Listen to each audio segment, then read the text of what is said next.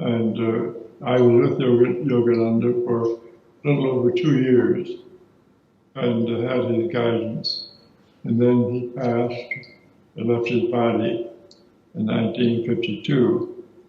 And I remained with the organization as a minister, teacher of the organization for another 2 years after that, when I was 21, 22, 23 years of age.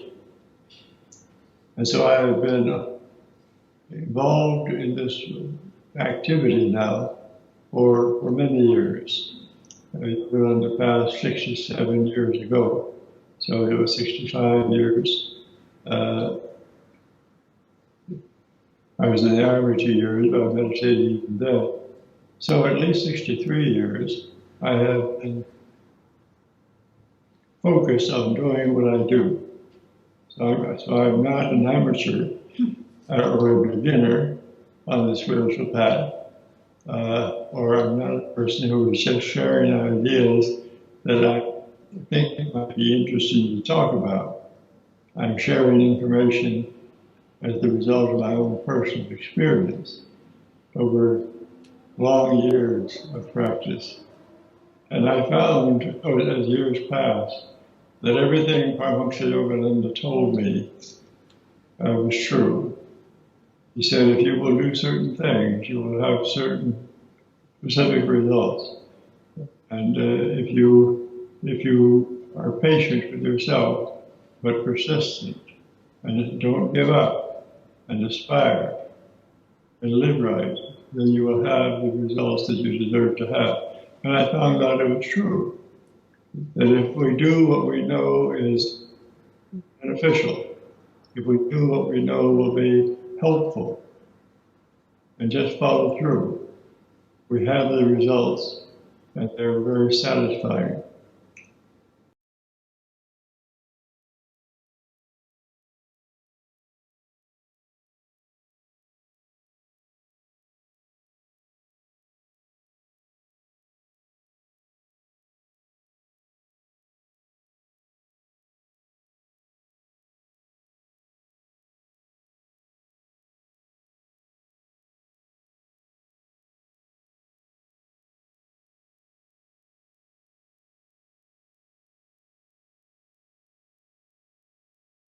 By living in the right way, we not only experience psychological health, but we also contribute to the welfare of society.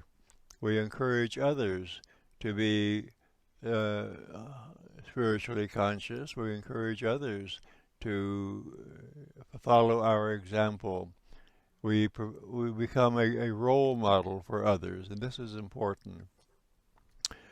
Just like parents have children with their children, uh, parents will guide their children, instruct their children, see to their education, but children learn most quickly by observing the behaviors of the parents. When the parents behave in an ideal way, the children are more inclined to follow their example. So when we live in the right way, other people perhaps can see how we are living, and they will endeavor to live like we live because they see how healthy and happy and hopefully wise we are, and they want to be also healthy and happy and wise and so on. So meditation on a regular schedule. Beginning meditators can meditate 10, 15, 20 minutes. And when they become more skillful, they can meditate for a longer duration of time. Some meditators, perhaps, some of you are perhaps now meditating 30 minutes to an hour every day. It's usually more helpful to meditate for a shorter period and remain alert than it is to sit for a long time in a passive state of consciousness, half asleep or daydreaming. But shorter meditations, 10, 15, 20 minutes, 25 minutes, when you are very alert, are very useful. And if you have these short meditations You can meditate more than once a day, but 2 or 3 times a day, perhaps. And then after meditation, live with purpose. I find it very helpful after more than 70 years of activity. I find it very helpful to make notes to myself, write notes for what I'm going to do the next day and the next week and the next month. I may change some of my plans, but at least I have a course of action. I have things that I'm going to do, and I have a schedule of activity. So when I get up in the morning after meditation, I always meditate early in the morning, but after meditation, I know exactly what I'm going to do next. Usually, I write articles for our publications, or our Truth Journal magazine, or I edit books, or I plan classes and retreats. Mostly what I do is related to ministry activity. It's related to serving others. But I have an outline, a schedule, and so I'm always forward looking. And after 70 years on this spiritual path, since I met my guru, Paramahansa Yogananda, I am as enthusiastic and as interested in doing what I do as I was in those early years. I am never bored. I am never tired. I never think, oh, I'm going to retire now and play golf or go fishing or do whatever people do when they stop working. I don't think like that. Yogis don't retire. They just keep living. And I recommend that, Now, if you have a job or a profession, and when you get to be 60 or 70 years of age, and you can afford to retire from doing that, that's all right. But then do something worthwhile. Don't just sit back and say, now I'm going to wait until I die. Have something to do when you retire. Have something that's of interest, that's of value, so that you will be enthusiastic and forward-looking all of your life. Because remember, you live forever, so don't decide that you're going to quit work and dry up and die. Stay interested in doing something that is worthwhile.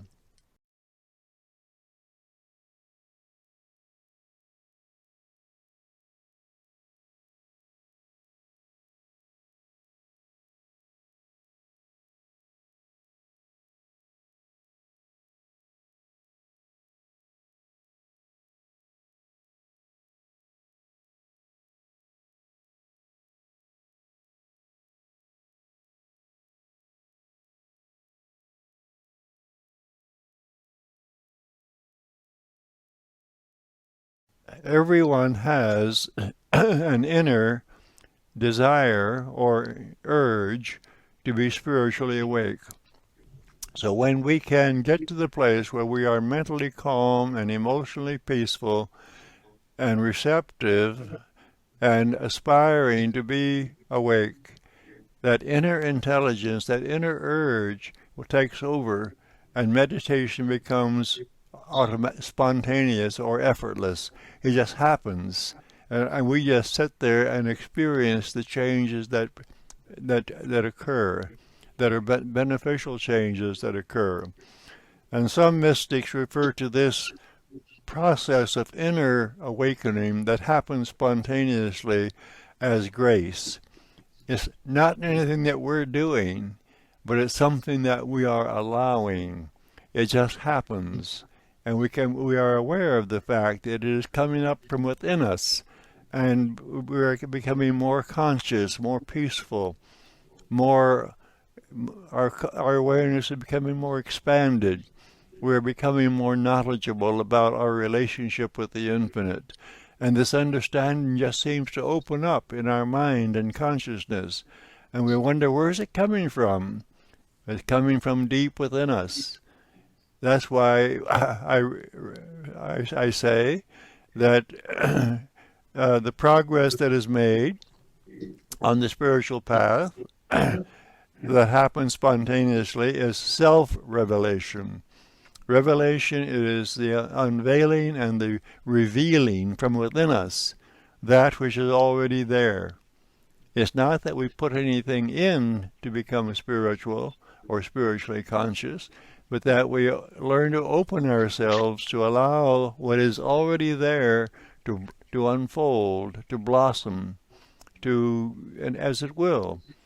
So this is the idea on a spiritual path, that we don't have to forcibly try to make something happen, but rather we do our best to remove or let go of the conditions that bind us, that confine our mind and awareness. In the Patanjali's Yoga Sutra text, in the second chapter, he defines the spiritual practice, which we call Kriya Yoga, very simply. And by the way, the word Kriya, Sanskrit word, simply means action or procedure. It's an exotic sounding word, but it really means a procedure, something that we do. And the word yoga from Sanskrit simply means to unite, to bring together. And what are we bringing together? We are bringing together our attention and our awareness with our pure essence. We are not trying to connect with something outside of ourselves, but we are simply allowing our attention and awareness to come together with our essence. And when that happens, that is realization. We call it unification or union, but it is really realization.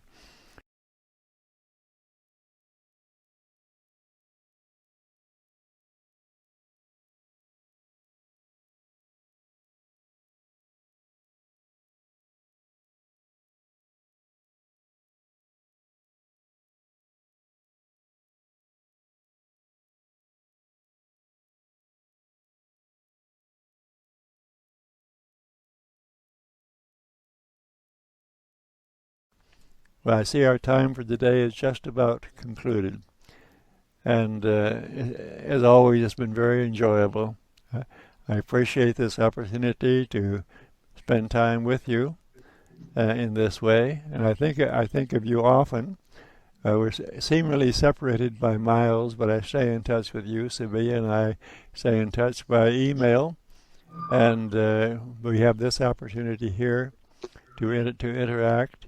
And I think about you wherever you are every day.